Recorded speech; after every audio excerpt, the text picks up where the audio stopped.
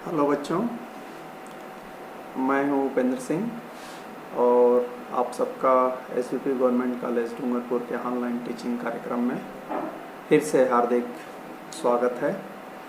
जैसा कि आप पिछले कुछ दिनों से देख रहे हैं, हम लोग बात कर रहे हैं किस पे, भारतीय विदेश नीति के ऊपर कि स्वतंत्रता के बाद जब हम लोग को आज़ादी मिली तो उसके बाद हमारे विदेश नीति में क्या परिवर्तन हुए और दूसरी चीज़ ये कि इसके जो मूल सिद्धांत हैं वे क्या हैं और वो किस रूप में माने जाते हैं। तो 4-5 सिद्धांत हैं जिसमें कुछ की चर्चा हो चुकी है। एक पंचशील है, एक गुट निरपेक्षता जिसको नॉन अलाइनमेंट बोलते हैं, तीसरा है साधनों की पवित्रता, प्योरिटी ऑफ मीन्स, उपनिवेशवाद का विरोध, रंगभेद का विरोध और समस्याओं का शांतिपूर्ण समाधान।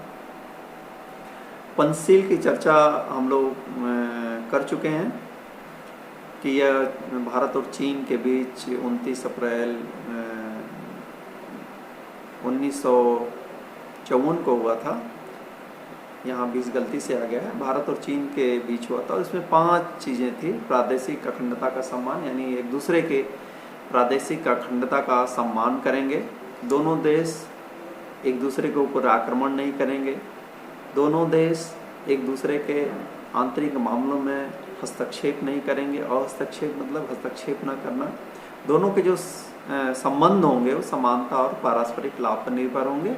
और 5वां और आखिरी चीज़ जो पंचशील की थी वह था शांतिपूर्ण सह अस्तित्व। इसके बाद हमने कल गुट निरपेक्षता की चर्चा की थी कि सेकेंड वर्ल्ड वार के बाद कैसे जो पूरी दुनिया है मोटे मोटे 2 गुट में बट गई। एक सोवियत गुट या साम्यवादी गुट जिसे कम्युनिस्ट ब्लॉक भी कहते थे, और दूसरा अमेरिकी गुट या पूंजीवादी गुट। इन दोनों को छोड़ करके एक तीसरा समूह भी था जो किसी का पार्ट नहीं बनना चाहता था, उसको हमने थर्ड वर्ल्ड कहा। और भारत, मिस्र और यूगोस्लाविया के नेताओं ने मिल करके एक नया संगठन बनाया, गुट निरपेक्षता, जिसमें बेसिकली तीसरी दुनिया के देश थे, यानी अफ्रीका, लैटिन अमेरिका और एशिया के विकासशील और अल्प विकसित देशों को इसमें सम्मिलित किया गया था। आज हम डिटेल में चर्चा करेंगे साधनों की पवित्रता का सिद्धांत।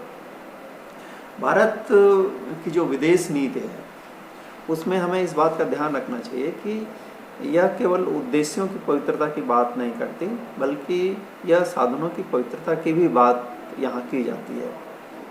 और इसके ऊपर जो गांधी जी का प्रभाव है बहुत ज़्यादा है। वैसे भी हमारा देश बुद्ध का देश है, शांति का देश है, गांधी का देश है, अहिंसा का देश है।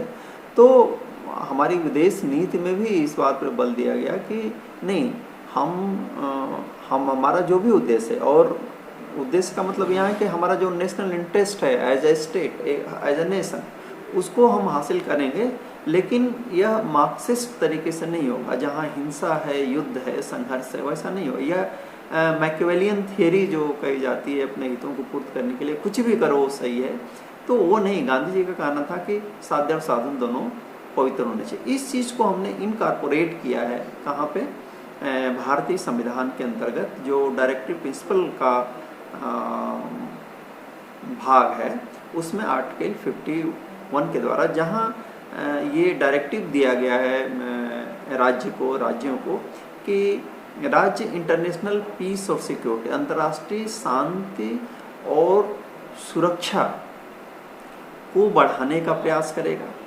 दूसरी चीज़ कि राज्य की ये भी ड्यूटी है कि just and peaceful relation among nation, जो दुनिया के तमाम राष्ट्र हैं उनके बीच न्यायपूर्ण और शांतिपूर्ण संबंध को स्थापित करने का प्रयास करेगा। तो न्यायपूर्ण और शांतिपूर्ण संबंध को बनाए रखने की बात है।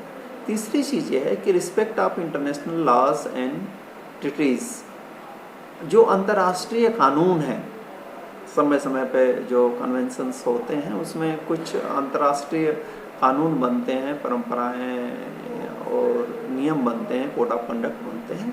तो भारतीय संविधान ये कहता है, और जो हमारे भारतीय विदेश नीति का एक सिद्धांत भी है कि जो इंटरनेशनल जो कानून है, जो नियम बने हुए हैं, जो संधियां हम लोग करते हैं, एक देश दूसरे देश के साथ करता है, तो उनका पालन होना चाहिए, उनका पालन होना चाहिए। तो अंतर्राष्ट्रीय कानूनों और संधियों का सम्मान होना चाहिए, पालन होना चाहिए।